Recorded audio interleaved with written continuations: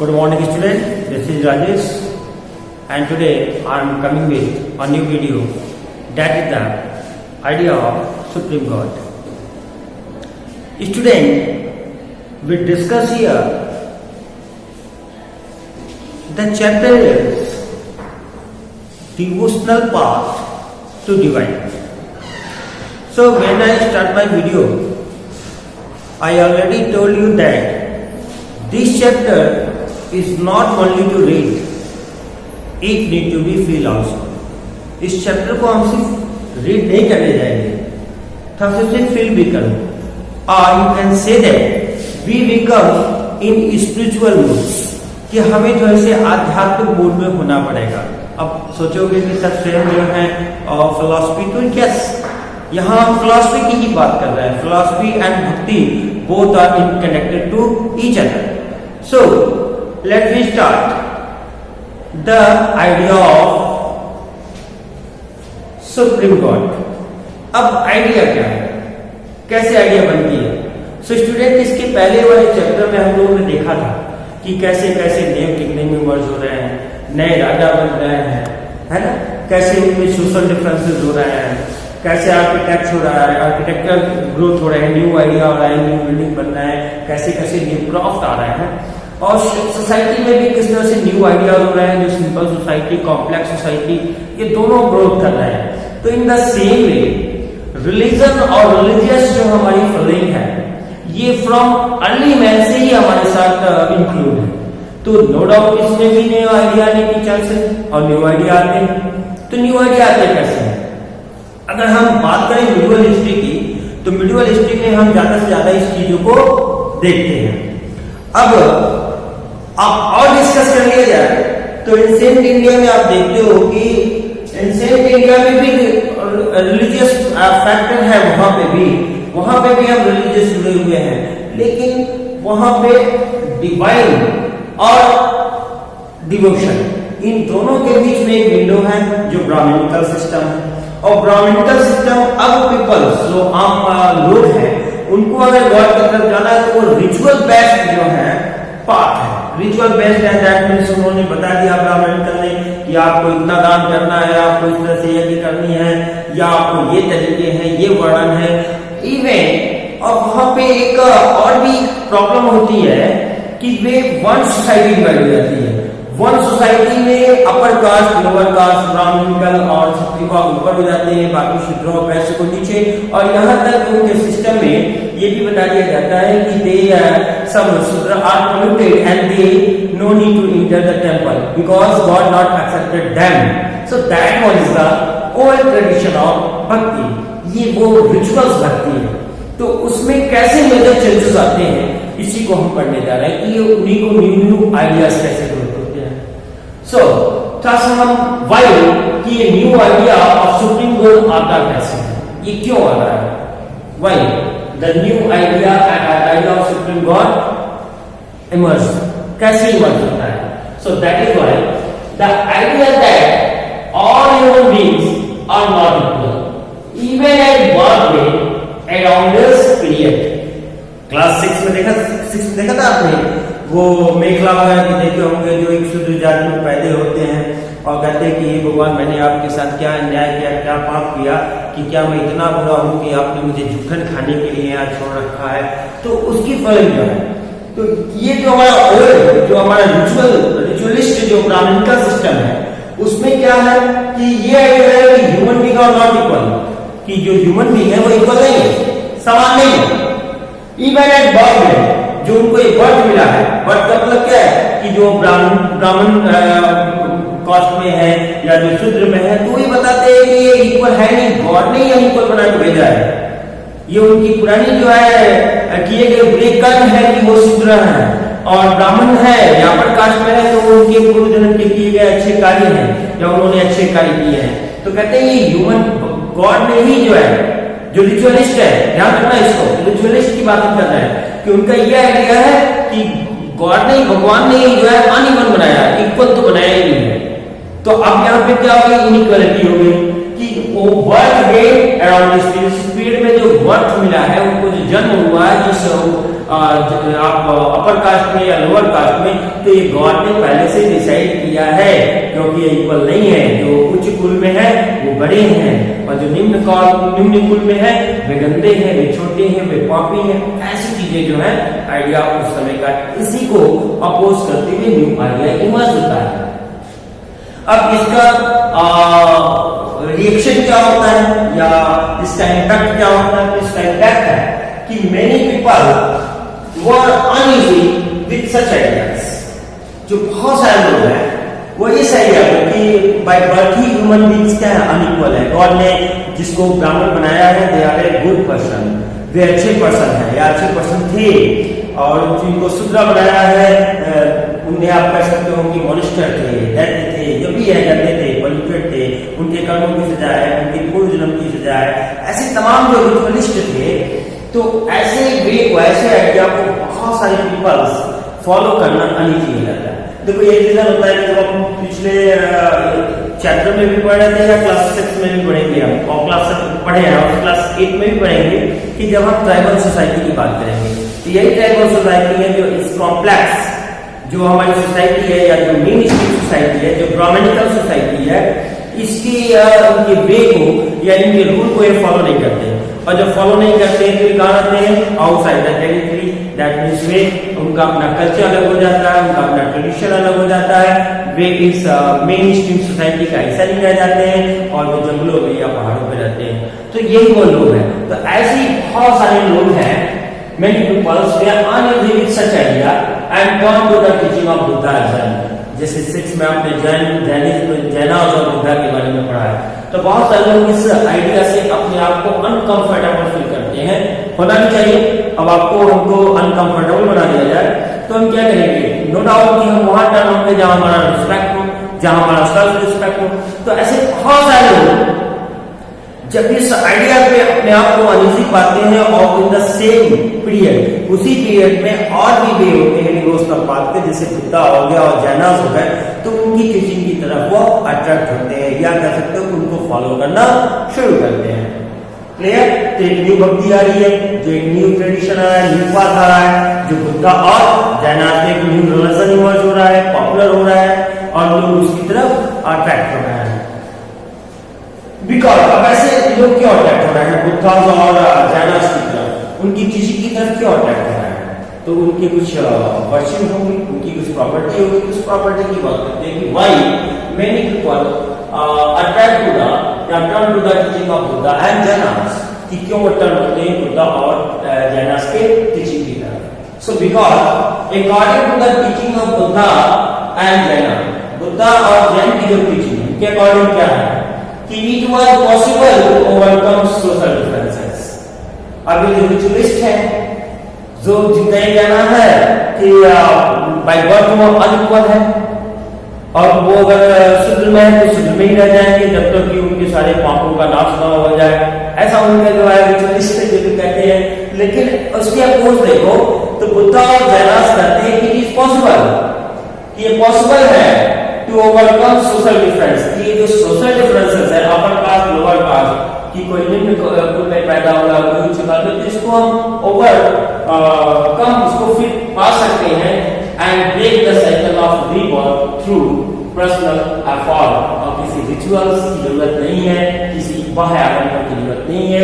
इनकी टीचिंग है कि अपने पर्सनल एफर्ट, अपने डिवोटी से, अपने डिवोशन से, हम अपने समर्पण भाव से भगवान हम प्रसन्न हो सकते हैं, और जो साइकिल ऑफ रीबर्थ है कि बार बार जो पुनर्जन्म है उससे हम मुक्त हो सकते हैं। जैसे कि अब रीबर्थ का क्या है कि एक मोक्ष पाना। मोक्ष का क्या सेंस है कि रीबर्थ के साइकिल से मुक्त हो जाना, कि उनका बार बार उस धरती पे अवतरण हो रहा है, चाहे वो निम्न कुल में हो रहा है या जो रिचुअलिस्ट या जो कहा करते थे ब्राह्मणिकल सिस्टम में कि तमाम जो है उनको अलग अलग योनियों में जन्म लेना पड़ा है, कोई चूहा बना, कोई बिल्ली बना, कोई रेप्टाइल्स बना। तो कहते हैं कि ये जो बुद्धा और जैनास की टीचिंग है कि ये बड़ा सिंपल टीचिंग है। कहते हैं कि पर्सनल एफर्ट, किसी भी ब्राह्मणिकल विंडो की जरूरत नहीं है आप गॉड और भक्त के बीच में, कि कहीं भी डिवोटी और डिवाइन के बीच में कोई विंडो की जरूरत नहीं है, उनको किसी रिचुअल की जरूरत नहीं है, बल्कि डिवोटी अपने पर्सनल एफर्ट से गॉड उसको रीबर्थ के साइकिल से जो है वो मुक्त कर देंगे, मोक्ष दे देंगे। अब दैट बहुत सारे लोग बुद्धा और जैनास रिलीजन की तरफ जो है वो अट्रैक्ट होते हैं, जिस अपने रिलीजन को छोड़ते हैं। लेकिन इन सेम वे कुछ ऐसे भी लोग हैं जिनका ये मानना है कि no need to change their religion, कि रिलीजन को चेंज करने की जरूरत नहीं है। Instead of change the religion they try to change the path of bhakti, वह भक्ति के पाथ रास्ते को बदलते हैं। यानी अब वो भक्ति ऐसी है उनकी कि जो अनइक्वलिटी को एंड करे, अनइक्वलिटी जो है, जो असमानताएं हैं सोशल में, उसको अलग करने के लिए अब वो एक न्यू पाथ, एक नए रास्ते, एक नए तरीके से ट्रेडिशन जो है इवॉल्व करते हैं। तो सम टुक द पाथ ऑफ भक्ति द इनइक्वलिटी, ऐसे ही कुछ है जो इनइक्वलिटी, जो असमानताएं हैं, जो रिचुअलिस्ट है, जिन्होंने बनाया है कि by birth he God he unequal बनाया, इस इनइक्वलिटी को वो इंड करने के लिए भक्ति के दूसरे रास्तों को अपनाते हैं। सो अब अप्रोचिंग द, अब वो क्या बताते हैं कि अप्रोचिंग द सुप्रीम गॉड, कि उस सुप्रीम गॉड तक पहुंचने के लिए, उसको पाने के लिए सुप्रीम गॉड को with devotion by which human can become free from the bondage. कहते हैं कि उस सुप्रीम गॉड को पाने के लिए, उस संपन्न जो है भगवान को पाने के लिए, सत्ता को पाने के लिए, जो हमें इस रीबर्थ के साइकिल से मुक्त करेगा, हमें मोक्ष प्रोवाइड करेगा। ओके, तो इसके लिए उन्होंने कहा कि रिचुअल नहीं बल्कि पर्सनल एफर्ट, अपने समर्पण, अपने डिवोशन के साथ हम गॉड को अप्रोच उनकी तरफ जा सकते हैं और इस बॉन्डेज जो है, जो बर्थ और रीबर्थ का बॉन्डेज है, इससे फ्री हो सकते हैं, मुक्त हो सकते हैं, या कह सकते हैं कि हम मोक्ष को पा सकते हैं। किसके through? With their personal effort, with their devotion, own devotion, without performing any kind of rituals. अब ये न्यू भक्ति जो ट्रेंड आती है, अब इसका कहां पे और जो है वर्णन आता है, इसके बारे में देखेंगे। Okay, so here the idea advocated in Bhagavad Gita during popularity, and in the same way, अब ये जो रास्ता है कि वो इनइक्वालिटी को इंड करने के जो पाथ है, रास्ते भक्ति है, ये आइडिया इन्वॉल्व हो जाता है भगवद गीता में। और जब यही भगवद गीता में होता है तो वो क्या करती है? पॉपुलैरिटी गेन करती है। इट मीन्स बहुत सारे लोग जो है भगवद गीता की बातों को फॉलो करना शुरू करते हैं, उनकी बताए हुए भक्ति पाथ को एक्सेप्ट करते हैं और उस तरह से वो अपनी डिवोशन जो है डिवाइन को पाने के लिए करने लगते हैं। सो क्या होता है कि देखो एक चीज और देखो कि ये जो सुप्रीम गॉड तो आ गया कि चलो भाई अब अपने किसी रिचुअल्स की जरूरत नहीं है या रिचुअलिस्ट की बातों को मानने की जरूरत नहीं है और गॉड ने सबको इक्वल बनाया है, या फिर हम रीबर्थ के बॉन्डेज से जो है वो बच सकते हैं थ्रू द पर्सनल डिवोशन और पर्सनल एफर्ट। अब डिफरेंट एरिया में अलग अलग गॉड और गॉडेस की जो है वर्शिप शुरू हो जाती है। अब बहुत सारे गॉड और गॉडेस हो जाते हैं।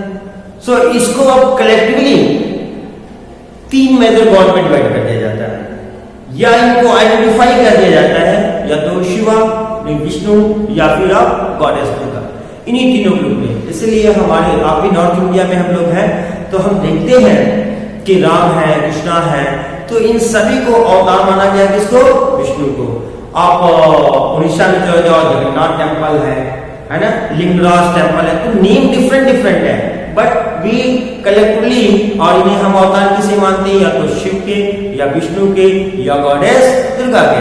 तो अब जो है डिफरेंट रीजन में कहीं वन देवी की पूजा की जाती है, कहीं काष्ठ की पूजा की जाती है, काष्ठ नहीं लकड़ी की पूजा की जाती है। तो इन सभी गॉड और गॉडेस को कलेक्टिवली आइडेंटिफाई कर दिया जाता है।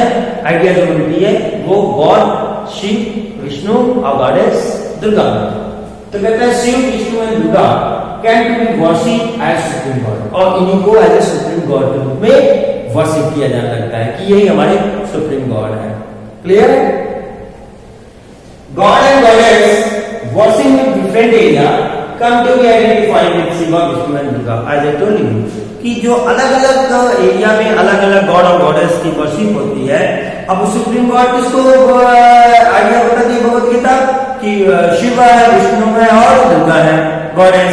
तो ये जो डिफरेंट एरिया में अलग अलग देवी देवताओं की पूजा की जाती है, इन सबको कलेक्टिवली आइडेंटिफाई कर दिया जाता है कि ये जो है अवतार है शिव के, या ये अवतार है विष्णु के, या ये देवी दुर्गा के अवतार है। अब इन्हीं के रूप में इनकी पूजा की जाती है। जैसे आप अपने रिलीजन में देखते हो कि हम एक विष्णु का अवतार रामा अवतार है ना, 12 अवतारों में देखते हैं ना कि 12 अवतारों में बहुत सारे अवतार हैं, चाहे वो मत्स्य अवतार हो गया, वामन अवतार हो गया। जब ब्राह्मण का ये लोकल मिथ स्टोरीज में है ना, वहाँ पे पर्सनालिटी को देखते हैं कि कैसे वामन अवतार में उद्धार करते हैं भगवान, कैसे भक्ति उनके पर्सनल एफर्ट्स। अच्छा, उस स्टोरी में भी देखो कि पर्सनल एफर्ट ही है उस राजा का जो अपने मस्तक का दान कर देता है कि हे प्रभु आप उस मस्तक इस सर पे रख लीजिए अपना पैर, क्योंकि 2 पैर में तो आपने सारी जो है ब्रह्मांड को ही मेजर कर लिया है, नाप लिया है, तो तीसरा पग जो मैंने आपको दान किया है मेरा सर है। तो उसका पर्सनल डिवोशन जो है, तो कैसे उसको बर्थ और रिबर्थ से भगवान जो मुक्त करते हैं। आप नरसिंह अवतार देखते हो, जब हिरण्यकश्यप का वध करते हैं, जो आधा नर और आधा सिंह का रूप लेते हैं। ये सारी चीजें जो है, मैं तो कहूंगा कि आप अपने पेरेंट्स से, अपने मम्मी पापा से बैठ के इसके बारे में भी डिस्कस करें कि मुझे भी स्टोरी बताओ मम्मी, मुझे भी बताओ, बताना भी चाहिए। और आप पूछेंगे नो डाउट वो आपको बताएंगे, और आप आई एम श्योर कि आप उसको सुन के बहुत ही आपको मजा भी आने वाला है। तो इस तरह से जो है अलग अलग अवतारों को विष्णु, शिव और दुर्गा के रूप में पहचान की जाने लगी और उनको सुप्रीम गॉड के रूप में मान के पूजा की जाने लगी।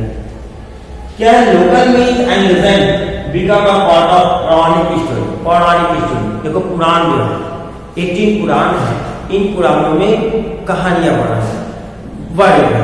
तो जो लोकल मीथ है, जो लोकल क्षत्रिय जो है कहानियां हैं, कथाएं हैं, है ना, जैसे मैंने आपको नरसिंह अवतार के बारे में बताया, जिससे मैंने आपको वामन अवतार के बारे में बताया, जिससे मैंने आपको मत्स्य अवतार के बारे में बताया, तो या फिर बहुत सारे रामा अवतार हो गया, कृष्णा अवतार हो गया, उनकी कहानियों के बारे में बताया। तो ये सभी लोकल मीथ और स्टोरी जो है इन पुराणों में वर्णित है।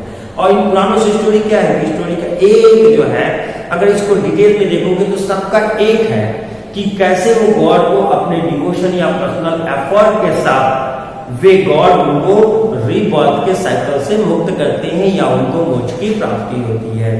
कुल मिला के कितने पुराण है? 18 पुराण है। इनमें लोकल मीथ और अलग अलग कहानियों का वर्णन।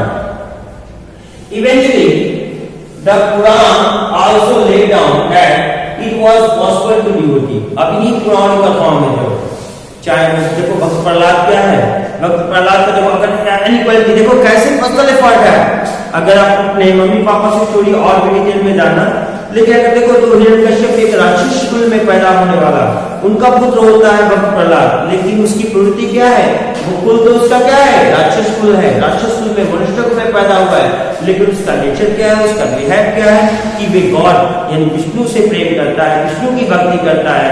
कैसे हिरण्यकश्यप उसको मारने का प्रयास करता है और किस तरह जो है उसको ये वरदान प्राप्त होती है कि न मैं ऊपर मरूं न नीचे मरूं, न मुझे नर मार सके, न औरत मार सके, न कोई जानवर मार सके, किसी से भी वो तमाम जो चीजें पौराणिक कथाओं में वर्णित है कि उसको इसका वरदान प्राप्त होता है। तो किस तरह भगवान जो है भक्त प्रहलाद की रक्षा के लिए नरसिंह अवतार लेते हैं, उसको आग में जो हम होलिका दहन करते हैं, that is the part of पौराणिक स्टोरी।